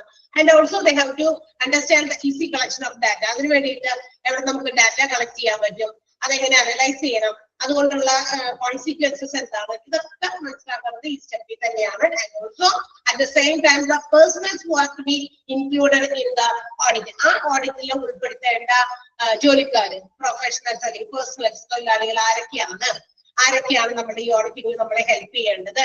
ആൻഡ് ഓൾസോ ദ പ്രോബ്ലംസ്, ആ ക്ലിനിക്കൽ സംബന്ധമായിട്ടുള്ള എന്തെങ്കിലും പ്രശ്നങ്ങളുണ്ടോ, ഏത് പ്രശ്നത്തെ ഡീൽ ചെയ്യണം നമ്മള്, അങ്ങനെയുള്ള കാര്യങ്ങൾ ഇതെല്ലാം നമ്മളിവിടെ കൺസിഡർ ചെയ്യണമെന്നാണ് പറഞ്ഞിട്ടുള്ളത്. അതിനകത്ത് ഇതന്നെ വീണ്ടും നേരത്തെ പറഞ്ഞ കാര്യമൊക്കെ തന്നെ, ആരെയൊക്കെ ഉൾപ്പെടുത്തണം, എന്ത് ടോപ്പിക്, ഇതൊക്കെ അറിയുക, ഏത് ക്ലിനിക്കൽ പ്രോബ്ലംസ് ഉണ്ട്, ഇതൊക്കെ നമ്മൾ മനസ്സിലാക്കുക. അതനുസരിച്ചുള്ള ഓഡിറ്റിംഗ് ആണ് നമ്മൾ ചെയ്യേണ്ടത്. ഫസ്റ്റ് പാരഗ്രാഫിൽ പറഞ്ഞ സെന്റൻസുകളാണ് നമ്മൾ അണ്ടർലൈൻ ചെയ്തത്, അതാണ് ഇമ്പോർട്ടന്റ്. ഇവിടെ ഇതൊക്കെ നിങ്ങളൊന്ന് വെറുതെ വായിച്ചു നോക്കിയാൽ മാത്രമേ. ഓക്കെ, ഇത്രേ ഉള്ളൂ. അത് തന്നെ വീണ്ടും അതൊക്കെ തന്നെ പറഞ്ഞ ആരൊക്കെയാണ് ഇതിനകത്ത് പങ്കെടുക്കേണ്ടത്, ഓരോ ആളുകളും എന്തൊക്കെ ചെയ്യണം എന്നുള്ളതൊക്കെ തന്നെ പറഞ്ഞിട്ടുള്ളൂ. അടുത്തത് ഇനി for the choice of N appropriate theme of clinical audit. നമ്മളൊരു ക്ലിനിക്കൽ ഓഡിറ്റിന് വേണ്ടിയിട്ടുള്ള തീം കണ്ടെത്തുമ്പോൾ അതിന് അപ്രോപ്രിയേറ്റ് ആയിട്ട് നമ്മൾ ഒരു തീം കണ്ടെത്താറുള്ളത് എങ്ങനെയാണ്, എന്തിനെ കുറിച്ചുള്ള ഓഡിറ്റ് നടത്തണം എന്നൊക്കെ നമുക്കൊരു ബോധ്യം വേണമല്ലോ. അത് എന്തിന്റെ അടിസ്ഥാനത്തിലാണ് നമ്മൾ അതിനുള്ള തീം എന്താ പറയാ അക്വയർ ചെയ്യേണ്ടത് അല്ലെങ്കിൽ ചൂസ് ചെയ്യേണ്ടത്. ഓക്കെ, അത് ഈ പറയുന്ന കാര്യങ്ങളിൽ ബേസ്ഡ് ആണ്. Okay, the problem to be audited has an important impact in terms of cost, resource and risk. വളരെ ഇമ്പോർട്ടന്റ് ആയിട്ടുള്ള കാര്യമാണ്. നമ്മളൊരു ഓഡിറ്റിന് വേണ്ടിയിട്ട് ഓഡിറ്റ് ചെയ്യാൻ പോകുന്ന സമയത്ത് അതിനകത്തുള്ള ഏറ്റവും ഇമ്പോർട്ടന്റ് ആയിട്ടുള്ള പ്രശ്നം എന്താണെന്ന് അറിയാമോ? എന്തിന്റെയൊക്കെ ബേസിലുള്ള പ്രശ്നമാണ്? ഒന്ന്, ഓഡിറ്റിന് വേണ്ടി വരുന്ന ചെലവ്. നമുക്കറിയാം, ചില ചാർട്ടേഡ് അക്കൗണ്ട്സിനൊക്കെ കൊണ്ടിട്ട് ഓഡിറ്റിംഗ് ഒക്കെ ചെയ്യാനായിട്ട് പല ഓർഗനൈസേഷൻസും ഒരുപാട് കാശ് കൊടുക്കേണ്ടി വരും. അതാണ് കൂടുതൽ ആളുകൾ CA പഠിക്കാൻ പോകുന്നത് കേട്ടിട്ടില്ലേ, CAക്ക് പോകുന്നത് കേട്ടില്ലേ. വെറുതെ ചില്ലറ ജോലിയൊന്നുമല്ല, ഒരുപാട് സാലറി ഉള്ളതാണ്. കുറച്ച് നല്ല തലയും അതുപോലെ തന്നെ ഒരുപാട് എന്താ പറയാ നമ്മള് കുറച്ച് കൂടുതൽ നമ്മൾ അതിന് വേണ്ടിയിട്ട് ഹാർഡ് വർക്ക് ചെയ്യണം, എന്നാലേ അതിന്റെ പേപ്പേഴ്സ് എല്ലാം ക്ലിയർ ചെയ്ത് കിട്ടുള്ളൂ. എന്ന് വെച്ചാൽ പ്രാക്ടിക്കൽ ആയിട്ടുള്ള ഒരു കാര്യമാണ് നമ്മൾ ഓഡിറ്റിംഗ് നടത്തുക എന്ന് പറഞ്ഞാൽ. ഒരുപാട് ഫിനാൻഷ്യൽ അക്കൗണ്ടുകളൊക്കെ ഓഡിറ്റ് ചെയ്യാന്ന് പറഞ്ഞു. അതുപോലെ ഹോസ്പിറ്റൽസിലും പല കാര്യങ്ങൾ നിങ്ങൾക്കും ഓഡിറ്റിംഗ് ചെയ്യണമെങ്കിൽ ഓഡിറ്റിങ്ങിന് വേണ്ടി വരുന്ന ചെലവ്, അതിന് വേണ്ടി വരുന്ന റിസോഴ്സസ് എല്ലാം അവൈലബിൾ ആണോ, അതിനകത്ത് ഉണ്ടാകാൻ സാധ്യതയുള്ള റിസ്കുകൾ, ഇതെല്ലാം കൂടുതൽ നമ്മൾ അത്തരം കാര്യങ്ങളെ കുറിച്ച് കോൺസെൻട്രേറ്റ് ചെയ്തോളൂ. അപ്പൊ ഓഡിറ്റിംഗ് ചെയ്യുന്നതിന് മുമ്പ് ഈ things have to be taken into consideration. ഏതൊക്കെ തിങ്സ്? കോസ്റ്റ്, റിസോഴ്സസ്, റിസ്ക്, ഇതെന്തോരം ഉണ്ടാവുന്നത് ഓരോന്ന് വിലയിരുത്തുന്നത് നല്ലതാണ്. എന്നിട്ടാണ് ഇറങ്ങി പുറപ്പെടാൻ പാടുള്ളൂ ഓഡിറ്റിംഗിന് വേണ്ടി. അപ്പൊ ഈ കാര്യങ്ങളെ കുറിച്ച് ഒരു എന്താ പറയാ ഒരു ബോധ്യം ആദ്യമേ തന്നെ ഉണ്ടായിരിക്കണം. അതിന്റെ പിന്നിലുള്ള പ്രശ്നങ്ങൾ, ബുദ്ധിമുട്ടുകളൊക്കെ. അടുത്ത എന്താ? there is some strong scientific evidence available. പിന്നെ ഈ ഓഡിറ്റിങ്ങിന് വേണ്ടിയിട്ട് നമ്മൾക്ക് ശക്തമായ വ്യക്തമായ ഒരു എവിഡൻസ് എല്ലാവർക്കും ഉണ്ടായിരിക്കണം. പിന്നെ അതിന് ഓരോന്നിനും ഒരു തെളിവുണ്ടായിരിക്കണമെന്ന്. വെറുതെ അങ്ങോട്ട് നമ്മൾ കുറെ അസ്യൂം ചെയ്ത് എന്താ പറയാ നമ്മളുടേതായ ചില എന്താ പറയാ അസംഷൻസ് പറയാ നമ്മളുടെ സങ്കല്പങ്ങൾക്ക് അടിസ്ഥാനം പെടുത്തി പല കാര്യങ്ങളെ ആയിരിക്കും അങ്ങനെ ആയിരിക്കും വെറുതെ പറഞ്ഞാൽ പോരാ. അതിന് ഓരോന്നിനും തക്കതായ എന്താ പറയാ തെളിവുണ്ടായിരിക്കണം, സ്ട്രോങ് എവിഡൻസ് കൂടി ഉണ്ടായിരിക്കണം. അതായത് ഒരു ഉദാഹരണം പറയുന്നത് ഗൈഡ് ലൈൻസ് അല്ലെങ്കിൽ സിസ്റ്റമാറ്റിക് ആയിട്ടുള്ള റിവ്യൂസ്, പേഷ്യൻസിൽ നിന്ന് കളക്ട് ചെയ്ത റിവ്യൂസ് ആകാം, അതിന്റെ ബേസിലാകാം, അല്ലെങ്കിൽ ഹോസ്പിറ്റലിന്റെ ഗൈഡ് ലൈൻസ് ഉണ്ടായിരിക്കും. കുറെ കാര്യങ്ങളൊക്കെ ഉണ്ടല്ലോ ഹോസ്പിറ്റലിന്റേതായ റൂൾസ്, നിയമങ്ങളൊക്കെ, ആ ഗൈഡ് ലൈൻസ് ഉപയോഗിച്ചു. എന്തായാലും ഇതിന്റെയൊക്കെ ബേസിസില് ഇതിനൊക്കെ പ്രത്യേകം തെളിവ് തന്നെ ഉണ്ടായിരിക്കണം. തെളിവ് സഹിതം സ്ട്രോങ് സയന്റിഫിക് ആയിട്ടുള്ള തെളിവുകൾ തന്നെയായിരിക്കും. ശക്തമായ ശാസ്ത്രീയ തെളിവുകളുടെ അടിസ്ഥാനത്തിലാണ് നമ്മൾ ഓഡിറ്റിംഗ് ചെയ്യേണ്ടത്, കംപ്ലീറ്റ് ചെയ്യേണ്ടത്. ക്ലിയർ ആണോ? ഒന്ന് രണ്ട് പോയിന്റ് മനസ്സിലായോ?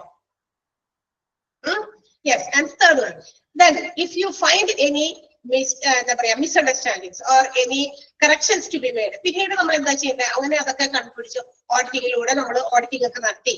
എന്നിട്ട് നമുക്ക് എന്ത് ചെയ്യാം? ആ നമ്മൾ കണ്ടെത്തിയ റിസൾട്ടിൽ നിന്ന് നമുക്ക് കിട്ടിയ ഒരു എന്താ പറയാ ഔട്ട്കം റിസൾട്ടിൽ നിന്ന് നമുക്ക് എന്ത് ചെയ്യാം? നമുക്ക് വി ക്യാൻ മേക്ക് ഇംപ്രൂവ്മെന്റ്സ്. ആ പ്രത്യേക രീതിയെ വിഷയത്തെ ലക്ഷ്യമാക്കി നമുക്ക് ഇംപ്രൂവ്മെന്റുകൾ നടത്താം. ആൻഡ് ഓൾസോ ഇവാലുവേറ്റഡ്, നമ്മുടെ വിലയിരുത്തലുകളൊക്കെ നമ്മൾ ഓഡിറ്റിംഗ് നടത്തി അതനുസരിച്ച് വിലയിരുത്തലുകൾ നടത്താം. ആൻഡ് ഓൾസോ എന്തെങ്കിലും തരത്തിലുള്ള ഇംപ്രൂവ്മെന്റുകൾ, മെച്ചപ്പെടുത്തലുകളൊക്കെ നമുക്ക് അതനുസരിച്ച് നടത്താൻ പറ്റും. അപ്പൊ ഒരു ഓഡിറ്റ് നമ്മൾ ചൂസ് ചെയ്യുമ്പോൾ അതിനകത്ത് ഉണ്ടാകേണ്ട ചില കാര്യങ്ങൾ ഇതിനെ കുറിച്ചൊക്കെ വിലയിരുത്തണമെന്ന് ആദ്യം തന്നെ പറഞ്ഞിട്ടുണ്ട് കേട്ടോ. അപ്പൊ ഒരു ഓഡിറ്റിംഗ് നടത്തുന്നതിന് മുമ്പ് നമുക്ക് വിലയിരുത്തേണ്ടതായിട്ടുള്ള ചില സംഗതികളെ കുറിച്ചിട്ടാണ് ആ പെട്ടിക്കകത്ത് പറഞ്ഞിരിക്കുന്നത്. ഒന്ന്, ആ ഓഡിറ്റിങ്ങിന് വേണ്ടി വരുന്ന ചെലവ്, റിസോഴ്സസ്, റിസ്ക് എല്ലാം അവൈലബിൾ ആണോ, അതിന്റെ കോസ്റ്റ് ഒക്കെ മനസ്സിലാക്കണം. രണ്ടാമത്തേത്, എല്ലാ ഓഡിറ്റിങ്ങിനും സ്ട്രോങ് സയന്റിഫിക് എവിഡൻസുകൾ ഉണ്ടായിരിക്കണം. മൂന്നാമത്തേത്, improvements can be made on the subject in question. അതായത് ഓരോ ഇതിനും നമ്മൾ ചോദ്യങ്ങൾക്ക്, ഓരോ കാര്യങ്ങൾക്ക് നമ്മൾ തന്നെ ഉത്തരങ്ങൾ കണ്ടെത്താനായിട്ട് പറ്റണം. ഇന്ന കാര്യങ്ങൾക്ക് എന്തുകൊണ്ട് അങ്ങനെ അവിടെ പാലിച്ചു വന്നു, അപ്പൊ അതിന് നമുക്കൊരു ഉത്തരം ഉണ്ടാവണം. അത് ഇംപ്രൂവ് ചെയ്യാനുള്ള സ്റ്റെപ്പുകൾ അസസ് ചെയ്യാൻ പറ്റും. അതും ഈ പറയുന്ന ഓഡിറ്റിങ്ങിനകത്ത് വരുന്നതാണ്. ക്ലിയർ ആയോ? ആ 3 പോയിന്റ് ഒന്ന് ടിക്ക് ചെയ്തേക്കട്ടാ. ആ മോളിലത്തെ ഇതിന്റെ ഉത്തരങ്ങളാണ് ആ 3 ABC 3 പോയിന്റ് ആയിട്ട് വന്നേക്കുന്നത്. The problem to be audited has an important impact in terms of cost, resources or risk. Point B ആണ്, there is some strong scientific evidence available. നല്ലൊരു എവിഡൻസ് ഉണ്ടായിരിക്കണം. Improvements made on the subject in question can be easily evaluated. ഉണ്ടാകുന്ന ഓഡിറ്റിംഗിൽ ഉണ്ടാകുന്ന ഓരോ ചോദ്യങ്ങൾക്ക് എളുപ്പം നമുക്ക് അതിനകത്ത് ഉത്തരങ്ങൾ കണ്ടെത്തി ഇംപ്രൂവ്മെന്റുകൾ കൊണ്ടുവരാൻ പറ്റും. And the source of important clinical organisational consequences, അതിന്റെ അനന്തരഫലങ്ങൾ, ആ റിസൾട്ടിന്റെ ഫലങ്ങൾ എന്തൊക്കെയാണെന്ന് നോക്കി അസസ് ചെയ്ത് നമുക്ക് ഇംപ്രൂവ്മെന്റുകൾ കൊണ്ടുവരാൻ പറ്റും എന്നാണ്. ക്ലിയർ ആയോ? ഇവിടെ വരെ മനസ്സിലായോ? വായിച്ചു നോക്കിയ 3 പോയിന്റും അണ്ടർലൈൻ ചെയ്തേ.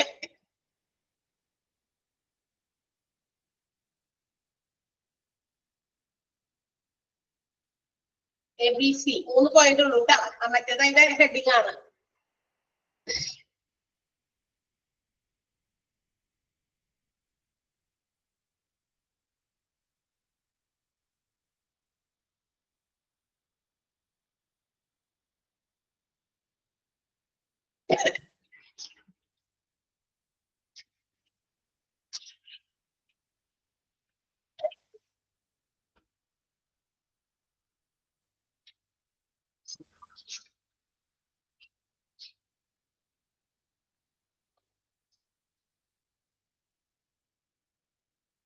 Third point, improvements can be made on the subject. അതായത് ഏതെങ്കിലും രീതിയിൽ നമ്മൾ ഓഡിറ്റിംഗ് ഒക്കെ നടത്തി കഴിയുമ്പോൾ അതിനകത്ത് ഉണ്ടാകുന്ന തെറ്റുകൾ, പോരായ്മകളും കുറ്റങ്ങളൊക്കെ നമുക്ക് ഇംപ്രൂവ് ചെയ്യാൻ പറ്റും.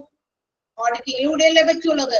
ഓഡിറ്റിംഗ് നടത്തിയാലാണ് എന്തെങ്കിലും പേഷ്യൻസിന് അവരുടേതായ പ്രശ്ന ബുദ്ധിമുട്ടുകൾ അവര് ഹോസ്പിറ്റലിൽ ഫേസ് ചെയ്യണ്ടോ എന്നൊക്കെ അവരുടെ റിവ്യൂസിൽ നിന്നോ ഫീഡ്ബാക്കിൽ നിന്നോ മുന്നുള്ള ഡാറ്റാബേസുകളിൽ നിന്നൊക്കെ നമ്മൾ കണ്ടെത്തുന്നു. ഓഡിറ്റിംഗ് ചെയ്യുമ്പോൾ അതൊക്കെ കണ്ടെത്തും. അപ്പൊ അതിനനുസരിച്ച് മാറ്റങ്ങൾ കൊണ്ടുവരാൻ പറ്റും, ഇംപ്രൂവ്മെന്റുകൾ കൊണ്ടുവരാൻ പറ്റും. ക്ലിയർ ആണല്ലോ? അടുത്തൊരു ചെറിയ ഭാഗം കൂടി ഉണ്ട്, അതുകൂടി എടുത്തിട്ട് നമുക്ക് നിർത്താം. In particular, it would be a good choice to face a problem that involves the clinicians in terms of, അതായത് നമ്മളൊരു ഓഡിറ്റിങ്ങിന് വേണ്ടി തയ്യാറെടുക്കുമ്പോൾ അല്ലെങ്കിൽ ഓഡിറ്റിങ്ങിന് വേണ്ടിയിട്ടുള്ള എന്താ പറയാ ടോപ്പിക്കുകൾ, ഏത് ഭാഗം എന്ത് കാര്യത്തെ കുറിച്ചാണ് ഓഡിറ്റിംഗ് നടത്തുന്നത്, അതിന് വേണ്ടിയിട്ട് കാര്യങ്ങൾ ചൂസ് ചെയ്യുമ്പോൾ താഴെ പറയുന്ന ചില കാര്യങ്ങൾ നമ്മൾ കണക്കിലെടുത്താൽ നന്നായിരിക്കും. എന്തിനു വേണ്ടിയിട്ടുള്ള ഓഡിറ്റിംഗ് നടത്തുന്നത് എന്നുള്ളത്. അപ്പൊ ഓഡിറ്റിംഗ് നടത്തുന്നതിന് മുമ്പ് അതിന്റെ ആ ഒരു പർപ്പസും മറ്റു കാര്യങ്ങളൊക്കെ മനസ്സിലാക്കിയാണ് ഓഡിറ്റിംഗ് നടത്തുന്നത്. അപ്പൊ അതിന് നമ്മളെ സഹായിക്കുന്ന കുറച്ച് കാര്യങ്ങളോട് പറഞ്ഞിട്ട്, ഹൈ വോളിയം ഓഫ് വർക്ക്, ഒരുപാട് ജോലി കൂടുതലുള്ളതല്ലേ, അങ്ങനെയുള്ള കാര്യങ്ങളിലാണ് ഓഡിറ്റിംഗ് കൂടുതൽ നടത്തുന്നത്. കാരണം എന്താ, അവിടെയൊക്കെ ഉഴപ്പുകൾ വരാൻ സാധ്യതയില്ല. ഹൈ വോളിയം ഓഫ് റിസ്ക് ഉള്ളവർക്ക് ഇപ്പൊ കുറച്ചൊക്കെ ജോലികളുണ്ടെങ്കിൽ അതൊക്കെ നമ്മൾ കൃത്യമായിട്ടൊക്കെ ചെയ്യും. പക്ഷെ വോളിയം ഓഫ് വർക്ക് കൂടി വരുമ്പോഴോ നമ്മൾ ചെയ്യുന്നതിൽ കുറച്ചൊക്കെ ഉഴപ്പ് കാണിക്കില്ലേ? അങ്ങനെയല്ലേ സ്വാഭാവികമായിട്ടും അല്ലെ? വോളിയം ഓഫ് വർക്ക് കൂടുതലാണെങ്കിൽ അത്തരം സാഹചര്യങ്ങളിൽ ഓഡിറ്റിംഗ് നടത്തുന്നത് നല്ലതായിരിക്കും. High cost in terms of health or economic, നമ്മൾ എന്താ പറയാ ചെലവൊക്കെ, ഇത് നമ്മുടെ ആരോഗ്യ സംരക്ഷണം അല്ലെങ്കിൽ നമ്മളുടെ ഇതുമായിട്ട് ബന്ധപ്പെട്ട് നമ്മൾ ഹോസ്പിറ്റലിലൊക്കെ ചിലപ്പോൾ ചെലവ് ഭയങ്കര കോസ്റ്റ്, അത് എന്തുകൊണ്ട് അങ്ങനെ വരുന്നു അതിനെ കുറിച്ചൊരു ഓഡിറ്റിംഗ് നടത്തുന്നത് നല്ലതായിരിക്കും അല്ലെ? എന്തുകൊണ്ട് ഇത്രയും കോസ്റ്റ്ലി ആകുന്നത്, ഏത് ഏരിയയിലാണ്, അത് മെഡിസിൻ ആണോ അല്ലെങ്കിൽ കൺസൾട്ടേഷൻ ആണോ അല്ലെങ്കിൽ ഏതെങ്കിലും മറ്റു രീതിയിലുള്ള ഡിപ്പാർട്ട്മെന്റുകളുടെ ആണോ ചെലവുകൾ അങ്ങനെ കൂടുന്നത്, അത് വേണമെങ്കിൽ നോക്കാം. അങ്ങനെയുള്ള ഓഡിറ്റിംഗ് നടത്താം. ഹൈ റിസ്ക് കൂടുതലുള്ള കാര്യങ്ങൾക്ക് ഓഡിറ്റിംഗ് നടത്താം. ഹൈ വേരിയബിലിറ്റി എന്ന് പറഞ്ഞാൽ എന്താ, ഇങ്ങനെ എപ്പോഴും മാറിക്കൊണ്ടിരിക്കാം. ചില വിഭാഗങ്ങളിലൊക്കെ ഒരു പ്രാവശ്യം കാണുന്ന പോലെയല്ല അടുത്ത പ്രാവശ്യം, അതിനേക്കാൾ വ്യത്യസ്തമായിട്ട് അടുത്ത പ്രാവശ്യം. അങ്ങനെ വേരിയബിലിറ്റി കൂടുതലുള്ള കാര്യങ്ങൾക്ക് നമുക്ക് ഓഡിറ്റിംഗ് നടത്താൻ വേണ്ടി ചൂസ് ചെയ്യാം. ഹൈ കോംപ്ലക്സ് നേച്ചറിലുള്ളത്, കുറച്ച് ഡിഫിക്കൽട്ട് ആയിട്ടുള്ള കാര്യങ്ങളെ കുറിച്ചിട്ടുള്ള ആണെങ്കിൽ അതിനെ സംബന്ധിക്കുന്ന ഓഡിറ്റിംഗ് നടത്താം. എന്തുകൊണ്ട് അങ്ങനെ അത്രയും ഡിഫിക്കൽട്ടായി അല്ലെ? ചിലപ്പോൾ ഏതെങ്കിലും ഡിപ്പാർട്ട്മെന്റിന് ഇച്ചിരി വലിയ ബുദ്ധിമുട്ടുകളൊക്കെ പ്രശ്നങ്ങൾ കോംപ്ലക്സ് ആയിട്ടുള്ള കാര്യങ്ങൾ നടത്തുന്നു, അതെന്തുകൊണ്ട്? അപ്പൊ അങ്ങനെ അതിന് വേണ്ടിയിട്ടുള്ള ഓഡിറ്റിംഗ് നടത്താം. പിന്നെയോ പുതിയ ഇന്നോവേഷൻസ് കൊണ്ടുവരാൻ വേണ്ടി എന്തെങ്കിലും പുതിയ മെഷീൻ കൊണ്ടുവരിക, ഏതെങ്കിലും ഒരു ഡിപ്പാർട്ട്മെന്റ് കുറച്ചുകൂടി ഇന്നോവേറ്റഡ് ആക്കുക, അങ്ങനെയൊക്കെയുള്ള കാര്യങ്ങൾ. അപ്പൊ അത് നടത്തണമെങ്കിൽ എന്ത് വേണം? പഠിക്കണം അതിനെക്കുറിച്ച് ഓഡിറ്റിംഗ് നടത്തണം. അവിടെ അത് കൊണ്ടുവന്ന ഫലപ്രദമാകുമോ, സക്സസ് ആകുമോ, ആ ഡിപ്പാർട്ട്മെന്റ് കുറച്ചുകൂടി മോഡിഫൈഡ് ആകുമോ, കുറച്ചുകൂടി ഡെവലപ്ഡ് ആകുമോ, ഇതൊക്കെ അറിയണം. അതൊക്കെ ചെയ്തിട്ടാണ് ഇത് കൊണ്ടുവന്ന് ഇൻസ്റ്റാൾ ചെയ്യാം, അല്ലെങ്കിൽ പുതിയ ഇന്നോവേഷൻസ് കൊണ്ടുവരാം. അപ്പൊ ഇത്തരം കാര്യങ്ങൾ കൂടി നമ്മൾ കണക്കിലെടുത്തിട്ട് വേണം ഓഡിറ്റിന് വേണ്ടിയിട്ടുള്ള കാര്യങ്ങൾ ടോപ്പിക് ചൂസ് ചെയ്യാനായിട്ട്. അതാണ് പറഞ്ഞിരിക്കുന്നത്. ക്ലിയർ ആയോ? ഹെഡിങ് എന്നെ നമ്മൾ കണക്ട് ചെയ്താണ് അതിന്റെ താഴെ വരുന്ന പോയിന്റുകൾ മനസ്സിലാകുള്ളൂ. ഹെഡിങ് അറിയാതെ നമ്മൾ ഇങ്ങനെ വെറുതെ ഇങ്ങനെ കാണാതെ പഠിച്ചത് കാര്യമില്ല. ഓക്കെ, അപ്പൊ ഒരു ഗുഡ് ചോയ്സ്, എന്ത് പ്രോബ്ലംസ് ഫേസ് ചെയ്യുമ്പോൾ ഒരു ഗുഡ് ചോയ്സ്, ഓഡിറ്റിംഗിന് വേണ്ടിയുള്ള ഗുഡ് ചോയ്സിന് നമ്മൾ മനസ്സിലോർക്കേണ്ട ചില കാര്യങ്ങളാണ് പറഞ്ഞിരിക്കുന്നത്. ഹൈ വോളിയം ഓഫ് വർക്ക് ഉള്ളത്, ഹൈ കോസ്റ്റ്, കൂടുതൽ ചെലവുകളൊക്കെ ഹെൽത്തുമായിട്ട് ബന്ധപ്പെട്ടൊക്കെ വരുമ്പോൾ, ഹൈ റിസ്ക് ഉള്ളത്, ഹൈ വേരിയബിലിറ്റി ഉള്ളത്, ഹൈ കോംപ്ലക്സിറ്റി ഉള്ളത്, ആൻഡ് പുതിയ ഹൈ ഇന്നോവേഷൻസ് വരുന്നത്. ക്ലിയർ ആയോ? ഇവിടെ വരെ ഇവിടെ വെച്ച് നിർത്തണേ, നിങ്ങൾ വന്നാലും അപ്പൊ അതൊന്ന് ടിക്കറ്റ് ചെയ്യുക കേട്ടാ. ഓക്കെ, കുറെ ഇങ്ങനെ എടുക്കുകയും എല്ലാം കൂടി കുഴഞ്ഞു പറയും. അപ്പൊ നമുക്കൊരു ഫ്ലോ കിട്ടില്ല, പഠിക്കാനൊരു ഇൻട്രസ്റ്റ് കിട്ടില്ല. അതുകൊണ്ടാണ് ഞാൻ ഇവിടെ നിർത്തുന്നത്. അപ്പൊ ആ ഒരു 6 പോയിന്റ് ഒന്ന് ടിക്കറ്റ് വെച്ചേക്കാം. അവിടെ വരെയാണ് നമ്മൾ എടുത്തതെന്ന് ഒന്ന് നോട്ട് ചെയ്ത് വെച്ചേക്കാം കേട്ടാ, മാറിപ്പോകരുത്. ഞാൻ തന്നെ എനിക്ക് തന്നെ മാറിപ്പോയാലും നിങ്ങൾ ഞാൻ വരുമ്പോ പറയണം മിസ് ഇവിടെ വരെ എടുത്തതെന്ന്. ഓക്കെ, ചിലപ്പോ മുമ്പിൽ പോയി എന്താ പറയാ കുറെ ബാക്കിൽ പോയി നിൽക്കും.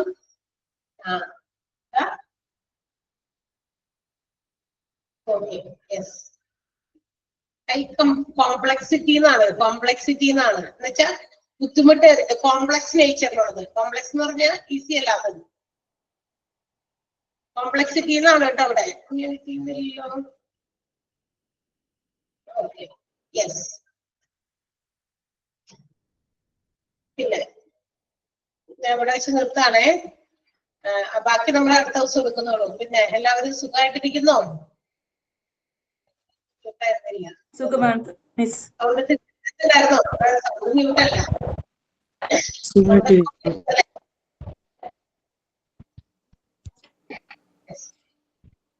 അപ്പോ നമ്മളുടെ എന്താ പറയാ പിജിയുടെ ക്ലാസ് കഴിയുമ്പോഴായിരിക്കും പിജിയുടെ കോൺവെക്കേഷൻ ഉണ്ടാവുക. നമ്മുടെ ഡിപ്ലോമയുടെ കോൺവെക്കേഷൻ വന്നിട്ടുണ്ടായിരുന്നില്ല പിജിയുടെ ഉള്ളത് പിജിക്ക് വരാമെന്ന് വിചാരിച്ചിട്ടുണ്ടാവും അല്ലെ കുറെ പേര് അല്ലെ?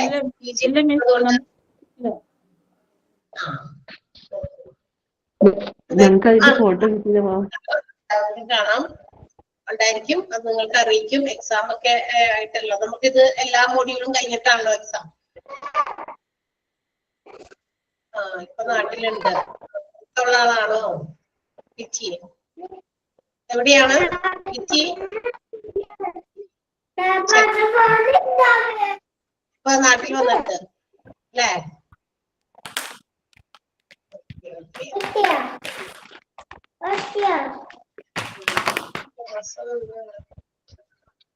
ഐ തിങ്ക് ഓഗസ്റ്റിലല്ലേ നമുക്ക് ഇത് കംപ്ലീറ്റ് ചെയ്യാം. നിങ്ങൾ തന്നെ ഒന്ന് കാൽക്കുലേറ്റ് ചെയ്താൽ അറിയാൻ പറ്റുമല്ലോ ഡേറ്റ്. ഓക്കെ, അപ്പൊ നമ്മൾ എടുത്തതൊക്കെ നന്നായിട്ട് വായിക്കാൻ. വേറെ എന്തെങ്കിലും പറയാനുണ്ടോ? ഞാൻ അതിനാണ് സൗണ്ട് മ്യൂട്ട് മാറ്റിയത്. 11th നിങ്ങൾക്ക് തന്നിട്ടില്ലേ? 11th ബാച്ചിന്റെ 11th ബാച്ചുകാരുടെ ഡിപ്ലോമയുടെ കോൺവെക്കേഷൻ പറഞ്ഞിട്ടുണ്ടെന്ന് തോന്നുന്നു. അതെവിടെ പറയുന്നുണ്ടല്ലോ 26 ഇല്ലേ? എവിടെ പറയുന്നു 26 പറഞ്ഞിട്ടുണ്ട്. അതെ, നമ്മള് ഗൂഗിൾ ക്ലാസ് റൂമിൽ നിങ്ങൾക്ക് എന്തൊക്കെയോ കിട്ടില്ലേ? അപ്പൊ അതൊന്ന്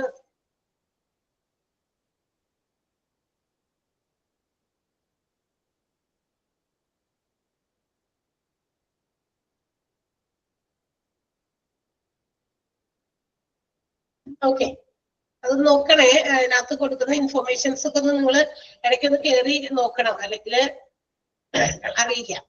ഓക്കെ, നിങ്ങൾക്കൊന്നും പറയാനില്ല. So see U. നന്നായിട്ടൊക്കെ വായിച്ച് പഠിക്കാം. എല്ലാം കൂടി ഒരുമിച്ച് പഠിക്കാൻ നിൽക്കണ്ട കേട്ടോ. അതാത് ദിവസമൊക്കെ 1-2 പ്രാവശ്യം വായിച്ചു നോക്കുക. അണ്ടർലൈൻ ചെയ്യുന്നത് കൂടുതൽ കോൺസെൻട്രേറ്റ് ചെയ്ത് പഠിക്കാം. So see you. Okay, bye. Thank you. Thank you ma'am. Thank you. Thank you. Yes, thank you.